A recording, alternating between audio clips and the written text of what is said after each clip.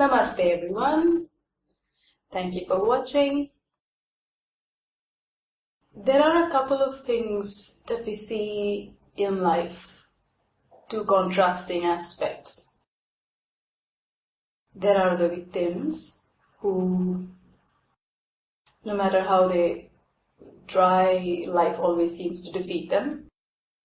And then there's the other group of people who believe that they are the creators of their life.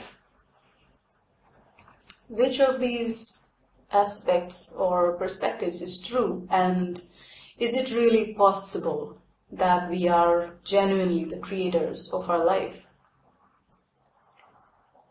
Well, it's a bit of both, in my experience.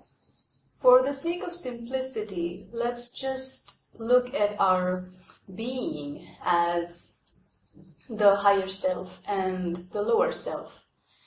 So on a higher level, on one level, your soul, before you were born, designed this life. So you are the creator of your life. You created this life.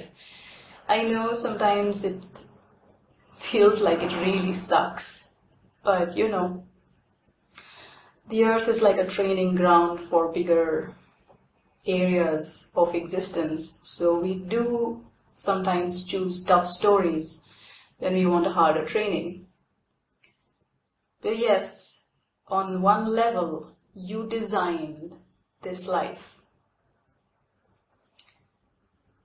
And then there's the lower self, which may or may not be in sync with the higher self. How do we know which one is happening? So if you are not in sync with your higher self, the lower self is for the most part the conscious mind, some parts of the subconscious mind as well. It's the part of you that has all these desires and wants to do things and things.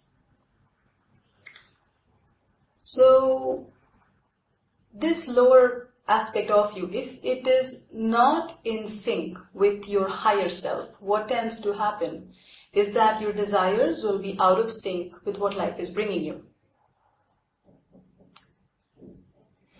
So if you are lost in the drama of life, and if you have these strong desires that don't seem to be getting fulfilled at all and you don't know where to go, you know that you are out of sync with your higher self.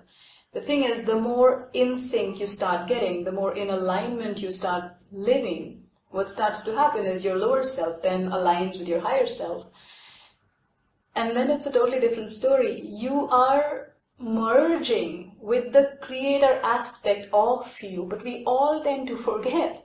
It is the creator aspect of you that designed these challenges that you're experiencing in your life. So when you actually become the creator of your life, you're not going to be removing the obstacles.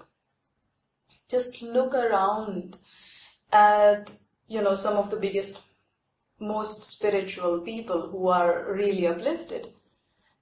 They don't have perfect bodies. Most of them don't. If you are genuinely the creator of your life, why wouldn't you just have the perfect body? Why wouldn't you have, all kinds of luxuries and comforts? There's always something wrong in everybody's life because we are here to experience challenges. What starts to shift is the approach. When you're completely in alignment, you are in acceptance of the challenges that life brings.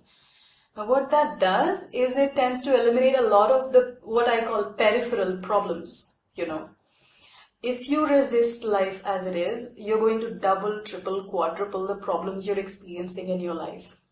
Think of it like this.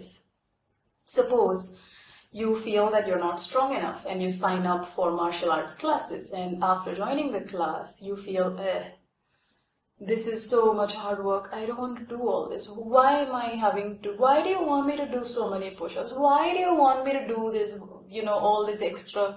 So I don't want to do it. If you have a tough teacher, you're going to get a lot more punishment. He's going to say, oh, you can't do 10 push-ups. Okay, now you're going to run three circles of the entire field or something like that. It's going to be harder punishment. So when we resist, when the lower self is completely out of sync with the higher self, we tend to make things a lot harder like that. So in a way, we can say that we do create our problems, but it is not coming from a space of conscious awareness. So no, when you're out of sync, you are not the creator of your life. And when you are the creator of your life, then you are in alignment, your desires are in alignment with the desires of your higher self, or the plan that the universe has designed for you. And whatever you wish for tends to happen naturally. It may not always be easy, but there's always this sense of flow, this inherent sense of ease that you experience within yourself. Now, if you're out of alignment, if your lower self is not in sync with your higher self, how do you do that? One simple aspect is to simply surrender to what is happening. Surrender does not mean the lack of action. People tend to think, so surrender, I'm not going to do anything, then I'll just sit here and food will come and fall into my mouth. That is not surrender. Surrender also includes surrender to the actions that you are meant to take. So if you are a doctor during COVID times, nobody became a doctor to die, they become doctors to save lives. But can't help it. You have to put yourself all on the line. It's part of your duty, it's just what you are meant to do right now. So surrender includes surrender to the actions you are required to take. I think the Buddhist proverb, sums it up really well. Surrender is about accepting the things that you cannot change and making peace with it. And actually putting in the effort to change the things that you can change, coming from a space of acceptance, but at the same time just doing the best you can. It takes practice, it's not easy, but then absolutely nothing worthwhile in life is easy. So give it a try, keep at it, and maybe leave a comment about how it changes your life over time. Thank you so much for joining me. I hope this helped. I'll see you next time.